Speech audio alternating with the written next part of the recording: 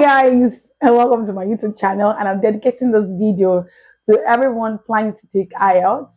I'm not sure of the Canadian value, but I know that back in Nigeria now, IELTS is now 260,000 naira against when I wrote my own, which was 75,000 naira. Yeah, I know it's a lot of money. This is not the time to say you want to write the exam like twice or second time, or you just have to get it once and for all. But even if you have to write it another time, I'm in faith with you that God will provide. Yeah, I'll just be using like short period to actually talk about this period to actually talk about IELTS, make you understand how the exam works. IELTS is not the only exam, only English proficiency exam. There are other ones that PTE. I know that PTE and I know that is CELPIS. Yeah. So for IELTS, there are two governing bodies. We have the British Council and the IDP.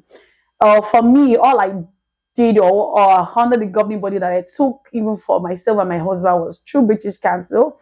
And some people always say like British Council and IDP, one is cheaper. Yeah, one is cheaper. I think about maybe 2,000 or 3,000 difference. As at then, I'm not sure what it is now. Maybe I will look for it and I'll put it on the screen. And another people say that British Council IDP is actually easier, but really IELTS has come to say that I mean, there's always, I mean, you check online, there is a clear cut or clear fact that says that it's still the same exam, it's just different body, like it's still the same exam, the same standard. So the exam is called IELTS. Some people call it IELTS. Yes, anyone you try to call it, it's actually IELTS. Yeah. So the exam is divided into four. It's at like four categories of tests in it. We have the listening, we have the reading, we have the speaking, and we have the writing. So the exam can either be taken online, like computer delivered, or you can decide to take the exam through paper based. So for computer delivered, all you have to do is that you use your system like IELTS to provide, or British Council, depending on the body you are going for, will provide a computer for you, and then you're able to pick your exams. Like you do your test on the computer, like CBT. While for paper based, you have like a answer booklet for you to fill all your exams. So if you're planning to write this exam, like this exam also are like two other categories. You have the academic based and we have the general based. So the academic is the kind of exam that people that are coming to school, they want to travel. There are some schools that require you to write IELTS. So you write the academic. And if you want like, did I say jackpot? If you want to relocate, all you need to write general. So that's, I haven't done like you are setting with that.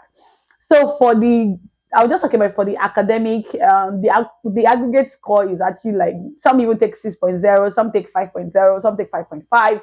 But if you're going to do Canada, for Canada, which is general, there are actually specific scores, not just aggregates. It's not just about the total score, the like average, it's about what you have in each of them. So for listening, the minimum is like, at least for you to have good points, at least the minimum should be like 8.0. And then for your reading, the minimum should be like 7.5, like 7.0, yeah, 7.0. And then for your reading, you should have 7.0, like I said. For your speaking, you should have 7.0. And for your writing, you should not have less than 7.0, like aggregate. So I'm going to be talking about each of them. So listening is like, it's like, I call it, what's the right word? It's like, I can't find the right word now, but it's just 40 questions and you kind of pick like a multiple choice or you fill in the gap. It's just 40 questions and it's either you get the answer or you miss the answer. It's not an impression-based exam. So this is an exam that it's just like what it is, listening. So you have 40 questions, you're listening, and you have 30 minutes for the exam. Yeah, 40 questions, 30 minutes. And also you are like, there's an audio that is going to be played into your ears, or you're going to be given a headset on the day of the exam. And there's an audio, there's a set of questions, and you answer the set of questions based on the information you hear in the audio. So for you to actually have like 8.0, you must, that means you'll be getting around 35 or you have 36. There's no 10 over 10. I have to say that. Even at that, even the best of the best will definitely have 9.0. I think they decided to give everybody 9 and then they pick the rest of the 1. So out of the 40 questions, for you to have 8.0, you must score 35 to 36, like 35 or 36. That's going to give you 8.0. So also the same thing as reading. The reading is also 40 questions, but the thing is that duration for reading is about 1 hour. So you also have to answer the 40 questions. So you're going to be given passages like reading, the word reading. You're going to be given passages and you use the passages to answer the question. It's kind of very similar to comprehension when we're in secondary school. Like if you do comprehension, like where you have passages and you answer it. So also for you to have 7.0, you need to get 30 over 40. Yeah, that is going to give you 7.0. So I think the grading point is quite different from listening because the listening going is the baba, like it's the big bars. So the other ones, the other categories which are like writing and speaking are impression based. For your writing, you need to actually like writing has two parts. You have your tax one and your tax two. So your tax one is essay writing, and your tax two is a it's your tax one is your letter writing rather. Apologies. While your tax two is literary, like you're going to be given an essay and you'll be requested to write on it. So letter writing is also something I used to. So the letter writing we have like you have your semi-formal letter, formal letter, informal letter. You'll be given one of them, and then the total duration for your writing is actually 1 hour. So your tax one is 20 minutes and your tax two is 40 minutes. So like I said, your essay, they all have their rudiments around it. For example, they have their guidelines. One of the things they say about writing is that writing carries the majority of, I mean, writing is divided into two. So the text actually carries the majority of your points, and you expect to spend 40 minutes on it, while your tax one, you expect to spend 20 minutes on it because it's just 1/3 of your total score. And the thing about writing is that you need to actually write very well because I'm impression based, and that is why you can actually submit it and say that you want to be remarked. Where speaking, what you're speaking like, speaking part of the exam, like the simplest and the easiest. The duration for the exam is just 50 minutes, and then you're going to get like an interviewer. For me, it was a black person that asking those questions. Where some people always say they have white people do it for them, and that's just 15-minute exam, and it has 3 parts. It's just like somebody's talking to you and you're responding, but there's so many things they're looking out for. They're looking out for your vocabulary, the use of your vocabulary. They're looking out for your pronunciation. They're looking out for your fluency. They're also looking out for your grammar, like for real, your grammar. So literally, like both speaking and writing, you can decide to do a remark if you're not satisfied with the score that you're giving to you. All you have to do is just to apply and you get it. Now, I know for real, like if people have, based on all of my, like I said, I have mentioned in my previous video. After that, I passed my own exam. I've had to teach a lot of people on how to pass the exam. I'll just share like 5 tips for you about this IELTS. Like it's so funny, all of my video I've been sharing tips. So yeah, we're going to still share. Number one, don't underestimate this exam. Like you don't want to underestimate it. I underestimated the exam the first time. Although I would say that I underestimated it in my second time. I think my second time I wasn't underestimating.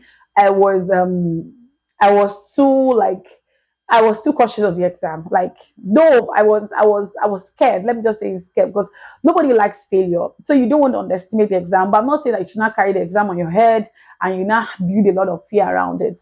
Just just prepare. Like number two, you want to prepare. You want to really prepare. Like I know some people, life is in tools. Like some people find some things easy and some people don't find some things easy. But for me, I'll say that you need to prepare for the exam. You need to do as many practice tests as possible because it's not even about you studying. It's more about do practice tests and understanding the strategy of this exam. Especially for listening, my God, for listening. Like with one of the exams that I wrote, the IELTS that I wrote, do you know one thing is that I usually study with my son because my son was a baby then. I usually study with my son. And when I got to the exam hall, guess whose voice came in my ears was my son. So one of the things I usually tell my students then when I was still a tutor was, when you are preparing for the exam, you want to prepare for the exam under exam condition. Avoid all distraction. So literally, you need to avoid all distractions. This is an exam that requires you to understand the use of your synonyms, paraphrasing. This is like the beautiful thing is that when you do this exam, it's going to even impact your use of English afterwards because it's like you're dipping yourself to understanding the nitty-gritty of how white people or how white people actually relate or behave in terms of their vocabulary. So number three, like I said, number one, don't underestimate. Number two, you need to prepare so much. Number three, you need somebody like a feedback. You need feedback, like especially when it comes to writing. How I was able to scale through my writing was like I got somebody to review my writing because I can't just keep, you can't keep doing the same thing and expect a different result. So I have written the first exam in my best of knowledge. I written the second one in my best of knowledge. My third one, I need somebody to check what I was doing and to be sure that I wasn't missing out some things. So number four is a strategy-based exam. You need somebody that will teach you the strategy, or you can even watch video. I said that no, I did self-study most of the time that I had to write the exam. But really, do I advise self-study? No. I won't say 100% I advise self-study. Let's say 70%. I advise self-study. Why 30% you should get somebody like to just guide you through. Yeah. So what I would just say is that you need strategy for listening. There's a strategy for listening. Because really you have 40 questions and you have 30 minutes. You agree with me that 30 minutes is too short, like it's too short for 40 questions. So you need strategy. Yeah, you need strategy. You need somebody to tell you how to go about it. Like even for speaking, as easy as speaking is, we need somebody to do like a warm up with you. I remember then my husband did a lot of warm up with me. And yeah, so that was how I was able to, even for all of my students, I usually do warm up with them, even some hours to the exam, just to get that mind, in that direction. And number five, which is the most part, even though it's number five, it's actually like number one, which is you need to trust God for the exam. This channel is focused on faith, yeah, amongst other things, which is I am so absolute to my belief towards God. I mean, my belief in God. It is God that gives you good success. It is not about, there's a part of the scripture that says that some trust in horses, some trust in chariot, but I trust in the name of the Lord. So this exam, I trust in the name of the Lord. I want you to actually trust God for it.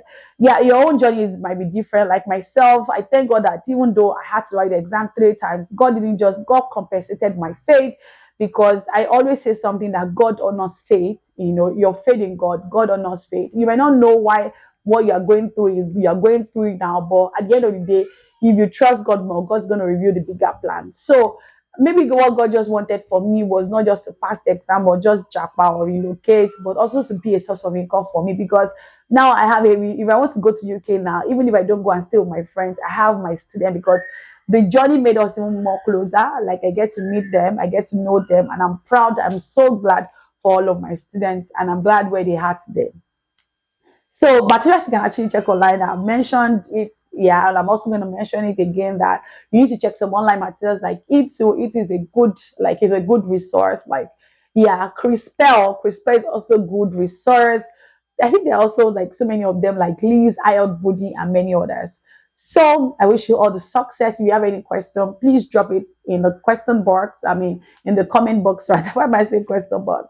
In the comment section, I will definitely respond to anyone you actually want to share with me. And look at me, I am wishing you success.